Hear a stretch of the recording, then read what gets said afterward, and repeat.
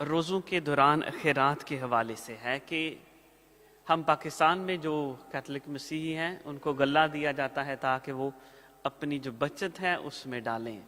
کوئی غلہ نہیں یہاں پہ، اور نہ ہی آپ نے وہ جمعے کو، پاک جمعے کو وہ فادر تک پہنچانا ہوتا ہے. آپ وہ بھی نہ کریں، آپ وہ اس کو اپنی ایمانداری کے ساتھ جو روزے رکھ رہی ہیں خاص طور پر. اور میں شیئر کرنا چاہتا ہوں کہ میں کسی ایک شخص سے، پاکستانی سے ملا جس نے 1 ہفتے کا روزہ رکھا ہوا ہے. پچھلے اتوار اس کا روزہ تھا اور اس اتوار اس نے کھولنا تھا. تو اس سارے دورانیے میں تو بڑی اس نے یہ تگ و دو کی ہے، کاوش ہے اس کی.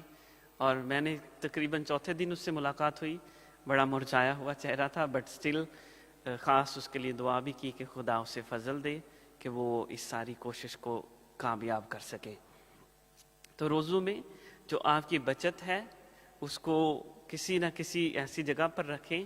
اور خاص طور پر میں چاہتا ہوں کہ آپ اپنے عزیزوں کو جو پاکستان میں، جن کو آپ جانتے ہیں، جو کمزور ہیں، جو ایسٹر جو ہے وہ اچھی طریقے سے نہیں منا سکیں گے، کائنڈلی آپ ان کی مدد کریں کہ وہ جو آپ کی بچت ہو وہ پوشیدگی میں جانی چاہیے کسی ایسے ایک خاندان کے پاس جو واقعی ہی حقدار ہو. آپ ضرور سوچیں اس بات پر اور کسی کی مدد کرنے کے لیے اپنا ہاتھ جو ہے وہ کھولیں. خدا آپ کو اور زیادہ برکت بخشے گا.